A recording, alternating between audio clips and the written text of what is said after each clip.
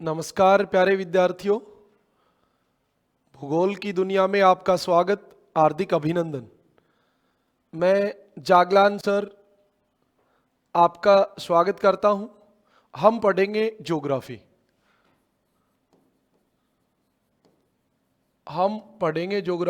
और मैं हूं मनोज जागलान, याद रखें।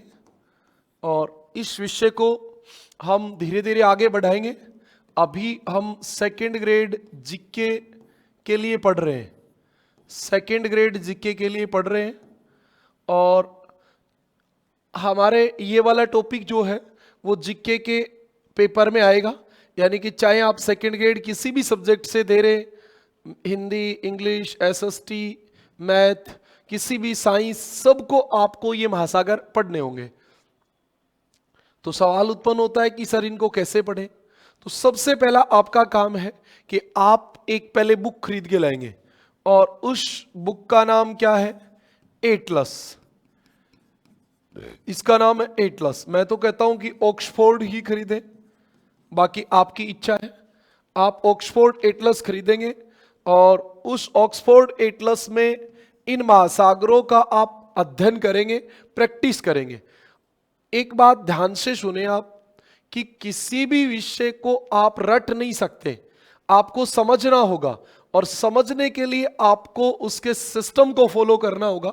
जैसे आप सबसे पहले देखेंगे तो आपको पता चलेगा कि आपको ये वाली एटलस लेके आनी है। ओके, आप ये एटलस लेंगे। ऑक्सफोर्ड की स्टूडेंट हिंदी में आती है और स्कूल इंग्लिश में आती है। जो भी लैंग्वेज में आप कंफर्ट हो वो आप एटलस खरीद लीजिए। और फिर आपको मैं जैसे जैसे टॉपिक पढ़ाता चलूंगा तो मैं आपको बताऊंगा कि आपको अभी क्या देखना है, कैसे देखना है, क्या करना है, वो सब चीजें इसमें। जैसे हम मान लो कोई आप ऑस्ट्रेलिया महाद्वीप पढ़ रहे हैं तो फिर ये आपको ऑस्ट्रेलिया महाद्वीप पढ़ेंगे तो भी आपको गिब्सन, विक्टोरिया, ये आपको डेजर्ट देखने रहेंगे और इसी से आपको इनकी समझ विकसित होगी। तो आप सबसे पहला काम आपका है ये बुक खरीदना, जरूरी है, नेसेसरी है। दो आपके जीके में जो सबसे विशाल टॉपिक है, महासागर और महाद्वीप, दोनों में इसकी रिक्वायरमेंट होती है। तो आप इस बात को समझें कि ये जरूरी है। मेरा इसमें कोई निजी स्वार्थ है नहीं, जो भी है वो आपका ही है। ओके, तो हम इससे आगे अब पढ़ना शुरू करते हैं। ये बातें थी आपके सेकेंड ग्रेड जीके में, ये टॉपिक आता है। इसके अलावा कोई भी आप परीक्षा दे रहे हो जीके में जिसमें विश्व भूगोल आती है तो उसमें भी आपको ये टॉपिक देखने को मिलता है। जहां पे भी वर्ल्ड जीके होती है, जीके, वहां महाद्वीप और महासागर से संबंधित क्वेश्चन आते हैं। चाहे वो एसएससी रहे, चाहे कोई दिल्ली पुलिस रहे, चाहे राजस्थान पुलिस में भी बी पार्ट में इसमें से कुछ क्वेश्चन आ जाते हैं। तो ये चीजें तो सामान्य तौर पे तो हर परीक्षा में ही आती है, लेकिन हम यहां जो पढ़ रहे हैं वो विशेषकर किसके लिए पढ़ रहे हैं? सेकेंड ग्रेड के लिए। हम पढ़ रहे हैं सेकेंड ग्रेड के लिए और जीके में हमारा पहला टॉपिक है महासागर। ओके, सबसे पहले हम शुरू करेंगे, संपूर्ण पृथ्वी का क्षेत्रफल कितना है? आप बताइए, संपूर्ण पृथ्वी का क्षेत्रफल कितना है?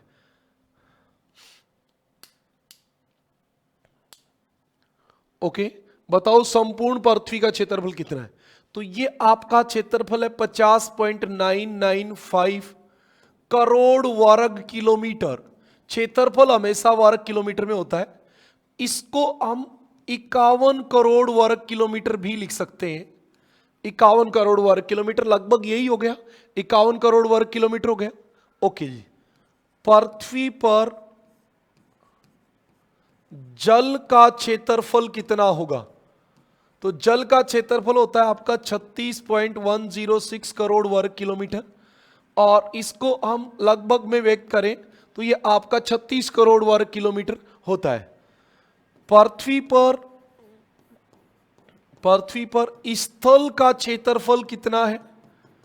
तो पृथ्वी पर स्थल का क्षेत्रफल है 14.889 करोड़ वर्ग किलोमीटर और जब हम इसको लगभग में व्यक्त करेंगे तो ये आपका हो जाएगा 15 करोड़ वर्ग किलोमीटर।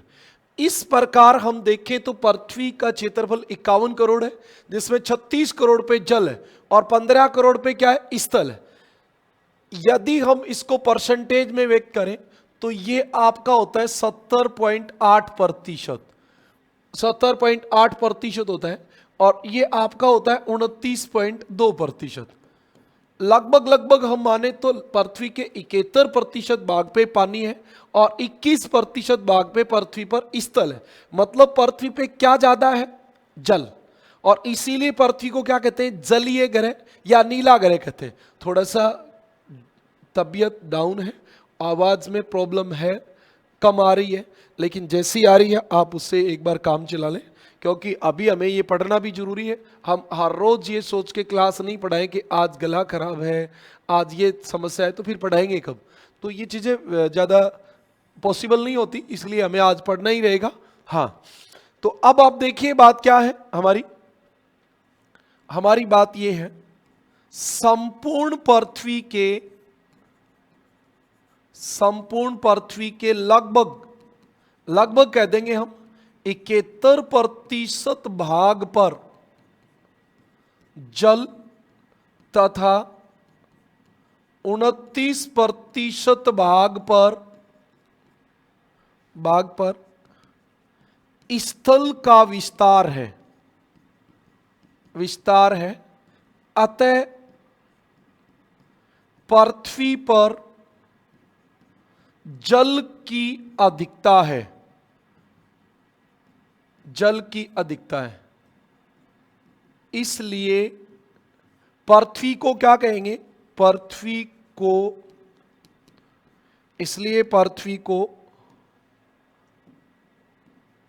नीला ग्रह, इसलिए पृथ्वी को क्या कहते हैं? नीला ग्रह कहते हैं। बिल्कुल सही बात है, नीला ग्रह कहते हैं, या जलीय ग्रह कहते हैं। एक्चुअली पृथ्वी पे जल ज्यादा है तो जलीय ग्रह ही है। बहुत सारे बच्चों को, बहुत सारे लोगों को लगता है कि सर पृथ्वी पर तो पानी की कमी है। अरे पृथ्वी पर पानी की कमी नहीं है भाई, पृथ्वी पे तो जल ज्यादा मात्रा में है। पृथ्वी का 71% भाग जल से घिरा हुआ है, ये बात आपको पता रहनी चाहिए। अच्छा, एक मोटा मोटी एक बात आ जाती है, और वो क्या आ जाती है कि इसको मान लो 70 और इसको मान लो 30। 70 और 30 का रेशियो हो गया लगभग। अब हम इसकी जीरो काटें तो ये कट गई, 3 एकम 3 और 3 दूनी 6, 0.10 हो गया, 3 तिया 9, 2.3% हो गया। इसका मतलब आपसे यदि पूछ लिया जाए कि पृथ्वी पर जल व स्थल का अनुपात क्या है, पृथ्वी पर स्थल व जल का अनुपात क्या है, दोनों पूछे जा सकते हैं, है ना? तो आप बता देंगे पृथ्वी पर स्थल एवं जल का अनुपात। पहले स्थल है तो पहले हम क्या लिखेंगे? पहले हम लिखेंगे 1 अनुपात 2.3। बेटा ये 2.3 पेपर में नहीं आता, ये 1.2 ही आता है, 1 अनुपात 2 ही आता है। तो आपसे पूछ लिया जाए कि पृथ्वी पर स्थल और जल का अनुपात क्या है, तो 1 अनुपात 2। कितना है अभी? 1 अनुपात 2। बता दोगे? कोई दिक्कत वाली बात? पृथ्वी के उत्तरी गोलार्ध, शायद आपको पता होगा कि 2 गोलार्ध होते हैं, वैसे 4 होते हैं, लेकिन जब भी आप भूगोल पढ़ोगे सामान्य वे में आपको 2 ही गोलार्ध मिलेंगे। 0 डिग्री से ऊपर वाला उत्तरी, अरे गोलार्ध, गोलार्ध का मतलब होता है गोल का आधा भाग। ऊपर वाला आधा भाग तो उत्तरी गोलार्ध और नीचे वाला तो दक्षिणी गोलार्ध। इंग्लिश में इसको कहते हैं नॉर्थ हेमेस्फीयर और इसको कहते हैं साउथ हेमेस्फीयर। स्पीयर गोला, हेमेस्फीयर आधा, ऊपर वाला नीचे वाला। तो आपको इस बात का भी पता होना चाहिए कि पृथ्वी के उत्तरी गोलार्ध के 61% भाग पर इससे संबंधित डाटा अलग अलग आते हैं। कुछ बुक्स में ये 56% भाग पे भी आता है ना? पृथ्वी के उत्तरी गोलार्ध के 61% भाग पर जल पाया जाता है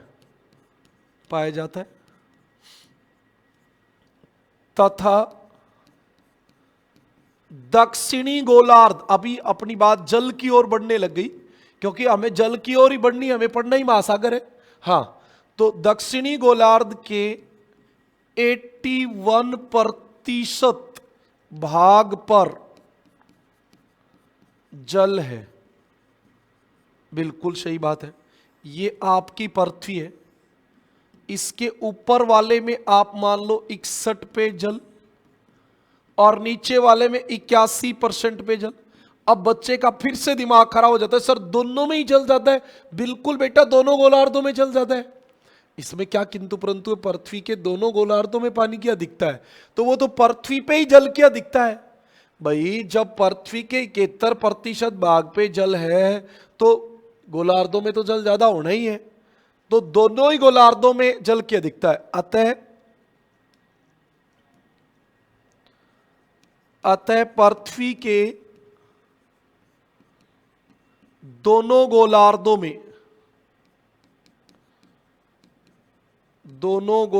में जल की अधिकता है, परंतु अपेक्षाकृत का मतलब कंपेरेटिवली, इंग्लिश में बोले तो कंपेरेटिवली, अपेक्षाकृत उत्तरी गोलार्ध में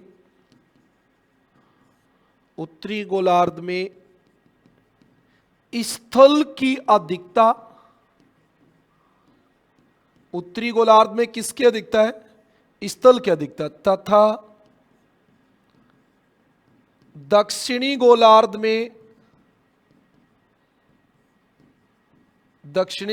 में जल की अधिकता है। अतः उत्तरी गोलार्ध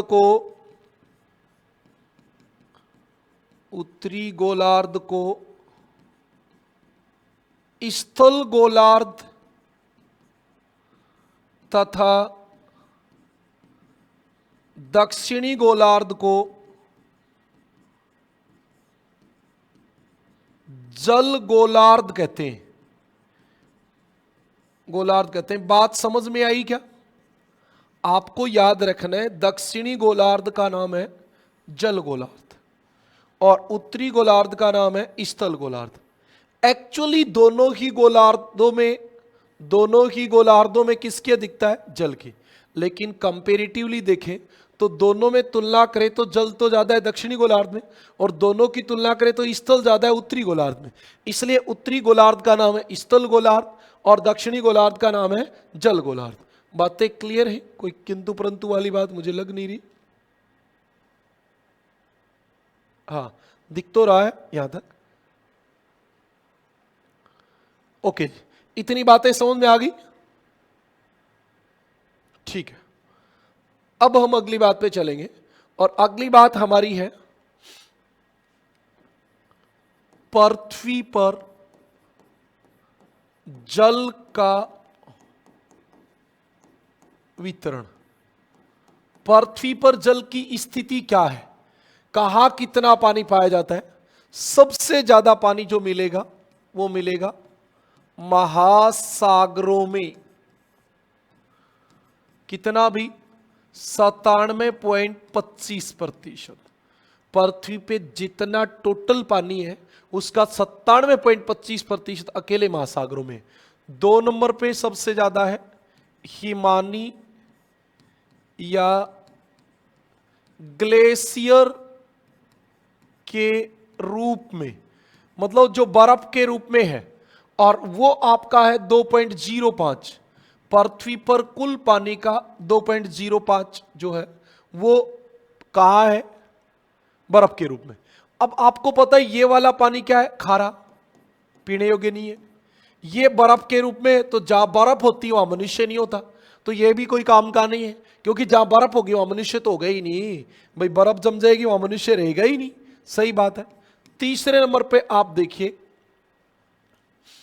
भूमिगत जल के रूप में। भूमिगत जल के रूप में कितना होता है 0.68%। ये पहला पानी है जो पीने के काम आएगा, ये पहला पानी है जो पीने के काम आएगा। ऊपर वाले दोनों काम इसलिए नहीं आते कि वहां पहला खा रहा है, दूसरा जहां बर्फ होती है वहां मनुष्य नहीं होता। ये सबसे ज्यादा काम में लिया जाता है। 4 नंबर पे आप देखिए, पृथ्वी पे सबसे ज्यादा पानी झीलों में होता है, झीलों में। और आप इसकी मात्रा देख के चौंक जाओगे, आपको लगता है कि झीलों में बस इतना ही पानी होता है, बस 0.01%। अच्छा, 5 नंबर पे सबसे ज्यादा पानी होता है मृदा में नमी के रूप में, लेकिन ये पिया नहीं जा सकता। आप मिट्टी को कोई चूस के थोड़ी पी लोगे, नहीं पी सकते। ये होता है 0.005%। तो भाई आप यहां तक की काउंटिंग करोगे तो आपका कितना आ जाएगा, ये 99.98% पानी तो यही आ गया। तो बचा ही कितने, 0.2 बचा था, 0.1 यहां आ गए तो 0.01 तो सारा ही बचा है अब हमारे पास। और 6 नंबर पे सबसे ज्यादा होता है नदियों में। नदियों में आप इसको नदी नालों में भी बोल सकते हो, और ये होता है 0.0001%। अब सब बच्चों को लगता ये कि सर सबसे ज्यादा पानी तो नदी नालों में, आपने सबसे ज्यादा में लिखा। बेटा नदी नालों में पानी ज्यादा नहीं है, मनुष्य जो है ना, मनुष्य वो बसता ही नदी नालों के पास है। मनुष्य अपने आदिवास जो बनाता है, अपनी कॉलोनी जो बसाता है, वो कहाँ बसाता है, नदियों के किनारे, नदी घाटी सभ्यताओं में। और इसलिए हम ज्यादा पानी यूज किसका करते हैं, नदियों का। जहां नदी नहीं होती वहां मनुष्य नहीं होता। आप देख लो बीच वाला ये कजाकिस्तान, तुर्कमेनिस्तान, यहाँ पे भी जहाँ नदियां हैं, आमू दरिया, सर दरिया, उनके किनारे ही मानव बसाव पाया जाता है, नहीं तो मानव बसाव मिलेगा नहीं आपको। तो ये वाली बात है। अब आप देखो, ये पानी तो कोई काम का है ही नहीं, ये तो पक्का खारा है, तो पीने योग्य नहीं है। तो इसके बाद भी हमारे पास कितना बचा, 100 में से आप कितना घटा दो, 97.25 घटा दो, तो आपके पास बचा ही कितना, 2.75। महासागर वाला पानी तो खारा है ही। तो अब यहां से एक निष्कर्ष निकला, यहां से एक निष्कर्ष क्या निकला,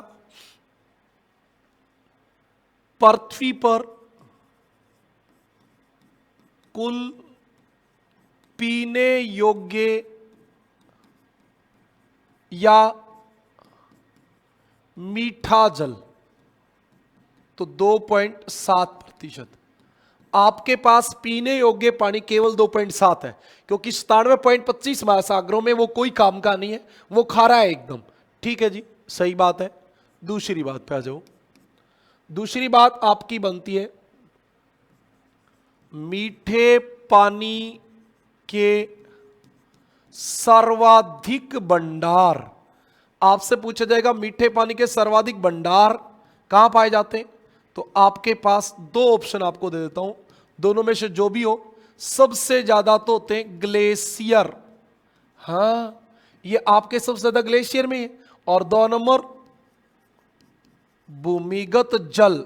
अब जब आपके पेपर में ये क्वेश्चन आता है तो आप इस वर्ड को देखते ही नहीं हो, ये पूछ रहा है भंडार, आप यूज ले रहे हो नहीं ले रहे हो वो तो सवाल ही नहीं है, ये तो भंडार पूछ रहा है। और सबसे ज्यादा पृथ्वी पर मीठे पानी के भंडार इन्हीं दो में है। सबसे ज्यादा हम यूज जो करते हैं वो ये करते हैं, तीनों सबसे ज्यादा यूज करते हैं। ये सर्वाधिक प्रयोग जो होता है वो ये वाला होता है ना, सर्वाधिक प्रयोग पेयजल के रूप में, पेयजल के रूप में मतलब पीने के लिए पानी किसका उपयोग करते हैं, भूमिगत जल। आपके राजस्थान में भी लगभग 80% जनसंख्या पीने के पानी के लिए भूमिगत जल पे निर्भर है। फिर आपको लगेगा सर फिर ये बड़ी बड़ी बांध परियोजनाएं, कितनी बांध परियोजनाएं, कितना पानी आता है, बहुत कम आता है, आपको ये बात पता होनी चाहिए। हाँ जी, इसके बाद हम अगली बात पे चले। हाँ, विश्व में मीठे पानी के सर्वाधिक भंडार, विश्व में मीठे पानी के सर्वाधिक भंडार, आप बताइए सबसे ज्यादा भंडार जो है मीठे पानी के वो किस महाद्वीप पर पाए जाते हैं? भंडार वाला महाद्वीप। बताओ भाई, विश्व में सबसे ज्यादा मीठे पानी के भंडार किस महाद्वीप पर? 99.9% बच्चों के आंसर गलत होते हैं। आपको पता होना चाहिए इसका उत्तर जो आएगा वो आएगा अंटार्कटिका। विश्व में सबसे ज्यादा मीठा पानी जो है वो अंटार्कटिका पे। क्यों बेटा? आप पिछली लाइन पे चलो। सबसे ज्यादा मीठे पानी 2.7% पानी मीठा है, जिसमें से 2% तो ये रहा, तो सबसे ज्यादा ग्लेशियर के रूप में। और ग्लेशियर ज्यादा कहां है? अंटार्कटिका पे। तो मीठा पानी कहां होगा? अंटार्कटिका पे। ये बात आपको याद रखनी है। विश्व के विशालतम ग्लेशियर, ग्लेशियर जो शब्द होता है वो हिंदी में हिमानी का ही होता है। ग्लेशियर पाए जाते हैं, बताओ कहां पाए जाएंगे? तो सबसे ज्यादा तो पाएंगे अंटार्कटिका पर, और दूसरे नंबर पे आपको मिलेंगे कौन, कहां पे? अंटार्कटिका के अलावा दूसरे नंबर पे आपको मिलेंगे ऊंचे पर्वतों पे। ऊंचे पर्वतों पर, अब पर्वतों में हिमालय है, रॉकी है, एंडीज है, आल्प्स है, इन सब पे। अच्छा, एक बात और बता देता हूं आपको। मीठे पानी का लगभग 69% भाग ग्लेशियर के रूप में,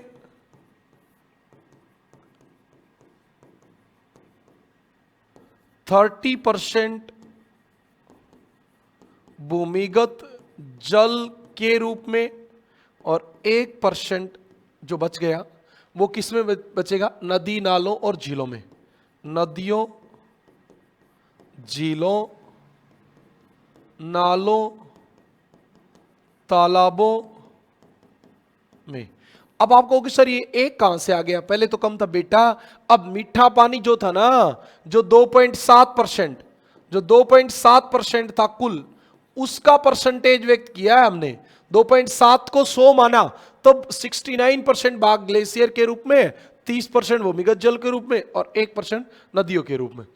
अब कई बच्चों के दिमाग में आ रहा है सर पानी की मात्रा पृथ्वी पे लगातार घट रही है ना। पानी ने तो घटता है न बढ़ता है? पानी की मात्रा न तो घटती है और न बढ़ती है। तो सर तो क्या होता है? पानी प्रदूषित होता है। शुद्ध पानी जो है वो अशुद्ध में कन्वर्ट हो जाता है, प्रदूषित हो जाता है। तो फिर पीने के पानी का अभाव हो रहा है पृथ्वी पे, बाकी जल की मात्रा में कोई परिवर्तन नहीं होता। ये बात याद रखें। पृथ्वी पर कुल जल की मात्रा निश्चित है, निश्चित है। कुल जल न तो घट सकता है और न ही बढ़ सकता है, क्योंकि न तो आप पानी को बना सकते हो और न पानी को आप समाप्त कर सकते हो। पानी को बताओ, आप पानी पकड़ के उसकी हाइड्रोजन अलग ऑक्सीजन अलग कर दोगे क्या? या हाइड्रोजन के 2 अणु ऑक्सीजन का 1 अणु तीनों पकड़ के पानी बना दोगे? ना, दोनों ही काम पॉसिबल नहीं है। तो फिर कैसे हो सकता है? हाँ, याद रखें, परंतु पृथ्वी पर शुद्ध जल की मात्रा लगातार घट रही है। पृथ्वी पर शुद्ध जल की मात्रा लगातार घट रही है। पृथ्वी पर पानी की मात्रा नहीं घट रही, शुद्ध जल घट रहा है। शुद्ध जल क्यों घट रहा है? क्योंकि वो अशुद्ध हो रहा है, प्रदूषित हो रहा है। और शुद्ध जल जब प्रदूषित हो जाएगा तो शुद्ध जल की मात्रा घटेगी। इतनी बातें समझ में आ गई? बहुत मुश्किल बातें हैं नहीं, बहुत आराम आराम से हम एक एक बात को क्लियर करते चलेंगे। हाँ, अब आप देखिए, महासागरों का पानी, महासागरों का पानी पीने योग्य नहीं है। क्यों? क्योंकि महासागरों का जल खारा होता है, खारा खारा होता है, भूगोल की भाषा में कहेंगे, अथवा लवणता होती है। महासागर के जल में लवणता होती है, खारा होता है, ये वाली बात है। ठीक है,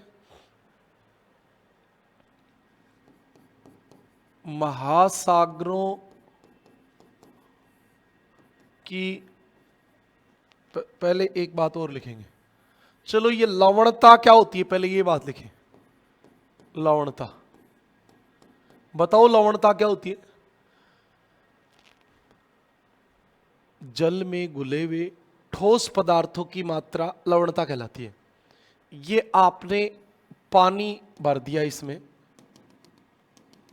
ओके, ये सूरज निकला, सूर्य की किरणों से पानी भाप बन के उड़ गया, और कुछ समय बाद ये पानी पूरा उड़ गया, और इसके नीचे बच गई ये नमक, नमक, रेत, जो भी पानी में घुला हुआ था, ठोस पदार्थ। ये ठोस पदार्थ क्या कहलाएगा? लवणता। जब वाष्पीकरण के बाद पानी के नीचे ठोस पदार्थ बच जाते हैं तो उसका नाम होता है लवणता। ये बात याद रखें। समुद्र के जल में घुले हुए ठोस पदार्थों की मात्रा समुद्र के जल में घुले हुए ठोस पदार्थों की मात्रा लवणता कहलाती है।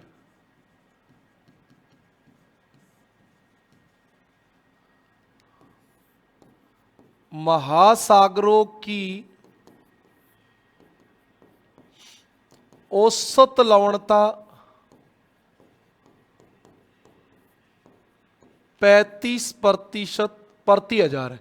इस चिन्ह का मतलब होता है ग्राम प्रति हजार ग्राम। मतलब 1000 किलो पानी में 1000 ग्राम पानी में 35 ग्राम नमक। इसका मतलब ये हो गया। ओके, ये आपकी बात होती है। हाँ, महासागरों की औसत लवणता ये होती है। अब एक सवाल आता है, पानी दो प्रकार का होता है, पानी, खारा पानी, मीठा पानी। कभी भी आप पी के नहीं देखोगे कि ये खारा है मीठा है ना, तो लवणता नाप के पता चलेगा। और इसका क्राइटेरिया क्या है? 24.7% प्रति हजार से अधिक लवणता। जब 1 किलो पानी में लगभग 25 ग्राम नमक मिल जाए तो पानी खारा है, उससे कम मिले तो मीठा है। ओके, 24.7% प्रति हजार से कम लवणता। ठीक है जी, इससे ज्यादा हो तो पानी खारा होगा, इससे कम हो तो मीठा होगा। अच्छा, अब महासागरों में लवणता लाती कौन है? लवणता का स्रोत क्या है? लवणता बताओ कहां से आती है स्रोत? तो महासागरों में लवणता का प्रमुख स्रोत नदियां हैं। बिल्कुल सही बात है। नदियां अपने साथ घुलनशील पदार्थ बहाकर लाती है। सही बात है। समुद्रों में लवणता लाने का काम जो है वो नदियां ही करती हैं और कोई नहीं करता। तो महासागरों में जो लवणता का स्रोत है वो कौन है? नदियां हैं। अच्छा, अगली बात पे चले। महासागर के जल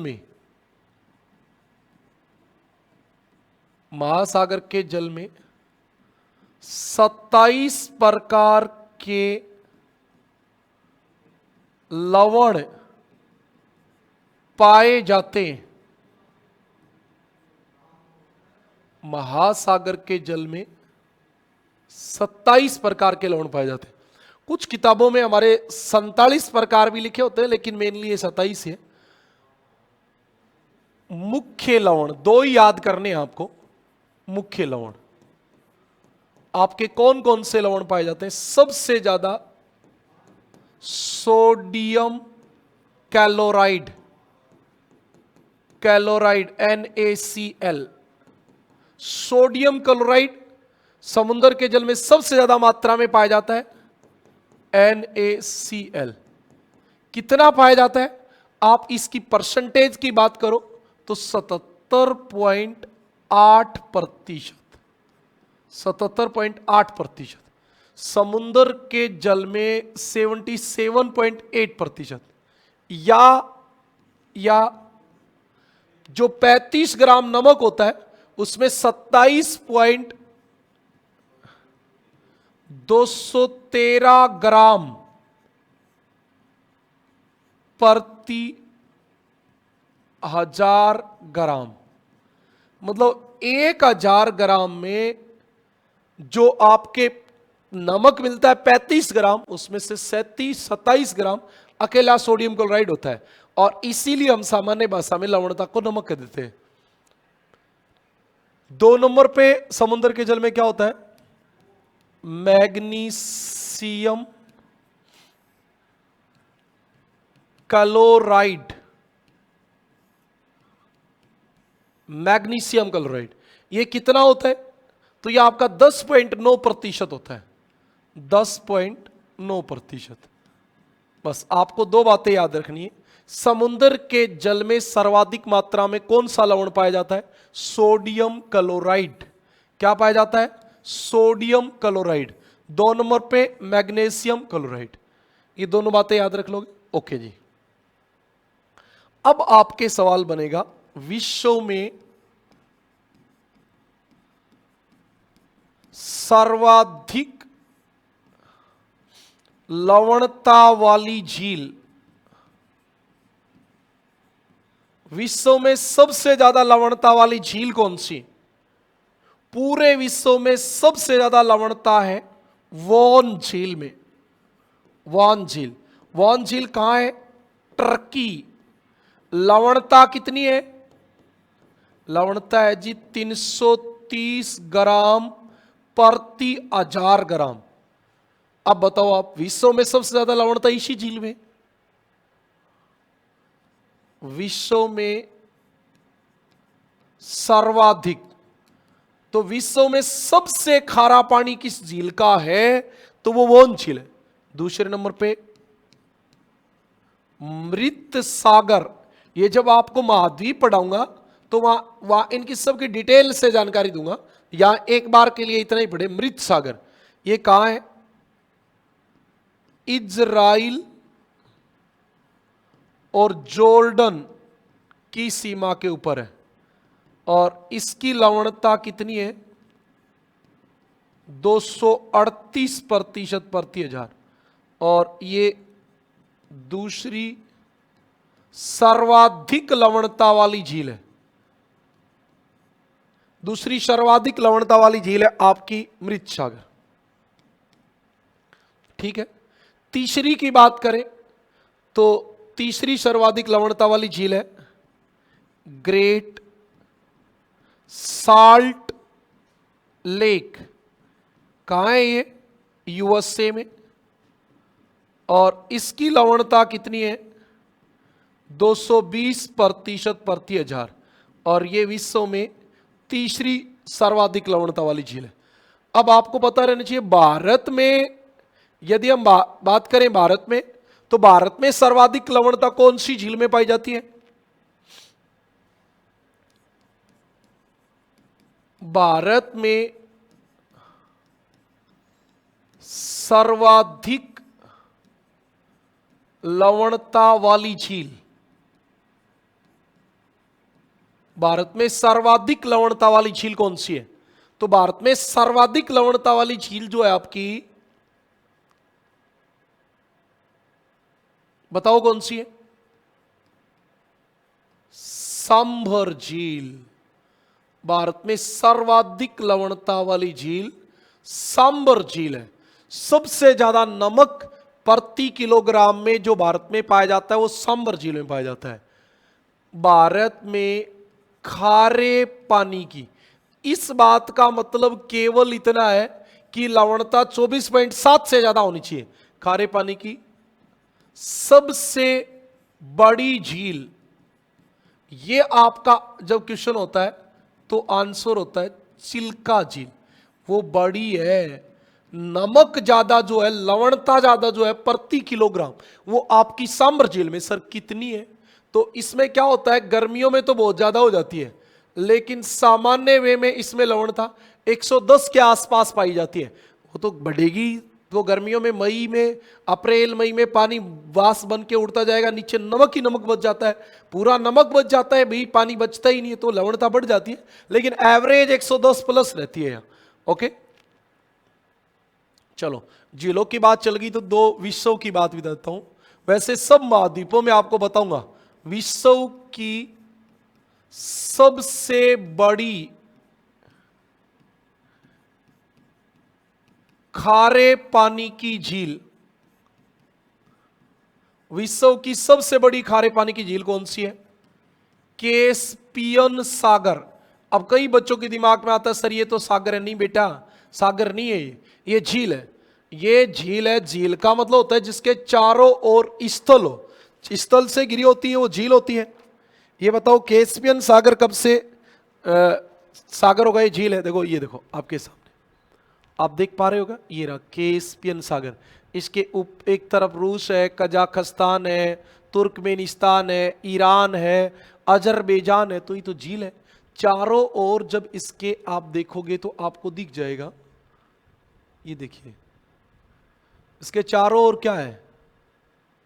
चारों ओर स्थल है। अब चारों ओर स्थल है तो झील है। सागर तो तब होता जब एक और महासागर से जुड़ा होता। तो आपको अपनी एटलस में से देखना है, देखते ही बात समझ में आ जाएगी। विश्व की सबसे बड़ी खारे पानी की झील कैस्पियन सागर। विश्व की सबसे बड़ी मीठे पानी की झील सुपीरियर। सुपीरियर झील कहां है सर? ये बेटा यूएसए और कनाडा की सीमा पे है। यूएसए कनाडा की। आपको एक बात का और पता है क्या? विश्व की दूसरी बड़ी मीठे पानी की झील कौन सी है? विक्टोरिया झील। अफ्रीका महाद्वीप में पढ़ाऊंगा जब अफ्रीका महाद्वीप आएगा तब। ओके, विश्व की सबसे गहरी झील ये आपकी है बेकाल झील, रूस में है। विश्व की सबसे ऊंची नौकायन झील ये आपकी टीटीकाका है, पेरू और बोलिविया की सीमा पे। पेरू और बोलिविया की सीमा पे। ये आपकी बात है, ये आपकी कुछ चुनिंदा बातें थी। अच्छा, इतनी बातें समझ में आ गई होंगी। अब पृथ्वी पर महासागर कितने ये बताओ? पृथ्वी पर कुल महासागर 5। एक तो आपको यह बात याद रखनी कि यहां कुल शब्द लिखा होगा तो उत्तर आएगा 5 ही आएगा। एक कई गाइडों में 4 लिखे होते हैं, तो आपको मैं बता दूं NCERT 6th क्लास की किताब, नाम होता है पृथ्वी हमारा आवास। भूगोल की किताब का नाम होता है पृथ्वी हमारा आवास।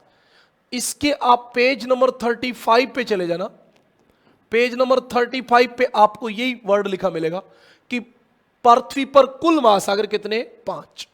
अच्छा जी, पृथ्वी पर मुख्य महासागर, ऐसे शब्द यदि आपका मुख्य लगा आ जाए या प्रमुख लगा आ जाए या प्रमुख लगा आ जाए तो आपको आंसर कर देना है 4।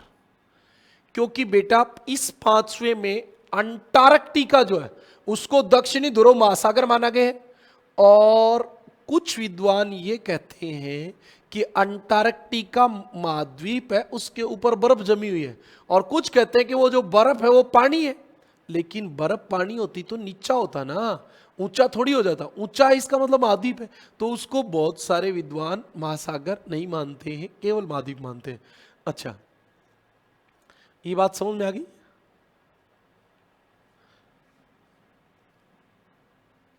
आ गई तो आप सुनिए। अब हम क्या करेंगे, एक महासागरों का शॉर्ट सा लेखा जोखा तैयार कर देते हैं। तो उससे आपके क्या होगा, कुछ बच्चे ऐसे होते हैं जो कम पढ़ना चाहते हैं, तो वो केवल इस पहले डायग्राम को भी पढ़ लेंगे तो भी काम निकल जाएगा। सारे ना पढ़ के सेकंड ग्रेड में देखो आजकल क्वेश्चन तो बहुत मुश्किल आते हैं, तो हम ये कह तो नहीं सकते कि इतने से काम चल जाएगा, क्रम संख्या। लेकिन 50% चांसेस यही होते हैं कि सवाल यहीं से आ जाता है। महासागर, महासागर का नाम हम यहां लिखेंगे, ठीक है जी। फिर हम लिखेंगे क्षेत्रफल, उसका क्षेत्रफल कितना है। फिर हम लिखेंगे गहराई, गहराई लिखेंगे, और गहराई के बाद हम लिखेंगे आकार, आकार, और फिर हम लिखेंगे द्वीप, बड़ा, सबसे बड़ा द्वीप कौन सा है, ये हम बात लिखेंगे। तो इसमें हम महासागर 4 ही करेंगे, 1 2 3 और 4।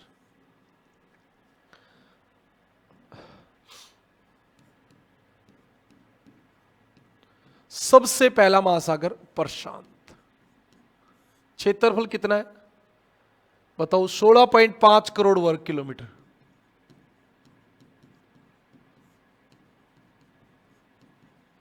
ठीक है, इसकी गहराई कितनी है? 4572 मीटर। आकार कैसा है इसका? तो इसका आकार है त्रिभुजाकार, त्रिभुजाकार, आप ये कह सकते हो त्रिभुजाकार।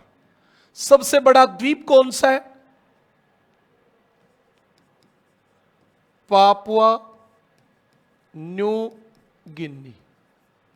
गर्त भी आपको देख लेना चाहिए था पोर्टो रिको, लेकिन हमने डायग्राम नहीं बनाया, आगे बता दूंगा। दूसरे नंबर पे अटलांटिक, क्षेत्रफल 8.2 करोड़ वर्ग किलोमीटर, गहराई 3800 मीटर, इसलिए गहराई में इसका तीसरा नंबर आ जाएगा, और इसका आकार एस जैसा। और सबसे बड़ा द्वीप कौन सा है? ग्रीनलैंड, जो विश्व का भी सबसे बड़ा द्वीप है। ठीक है, उसके बाद आपका हिंद महासागर 7.3 करोड़ वर्ग किलोमीटर, इसका क्षेत्रफल होता है, गहराई होती है 4000 मीटर, इसलिए गहराई की दृष्टि से ये पहले नंबर पे, ये दूसरे पे और ये तीसरे पे। क्षेत्रफल में ये पहले पे, ये दूसरे पे और ये तीसरे पे। इसका आकार होता है अंग्रेजी के एम अक्षर जैसा, और सबसे बड़ा द्वीप है इसका मेडागास्कर। कई बार हिंदी में गलत लिख देता हूं, तो आप अपना थोड़ा बहुत ध्यान रख लेना। अच्छा, उसके बाद आर्कटिक महासागर। आर्कटिक क्षेत्रफल हमें ज्यादा पता नहीं होता, 1280 मीटर इसकी गहराई है। इसके आकार की बात करें तो डी अक्षर जैसा होता है, और द्वीप वीप की कोई जरूरत नहीं है। ये आपकी कुछ बातें थी। अब हम बात करेंगे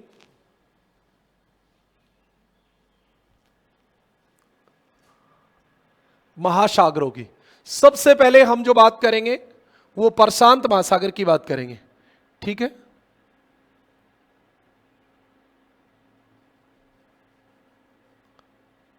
अगली क्लास में हम प्रशांत महासागर पढ़ेंगे। आज के लिए इतना ही। Okay, thank you.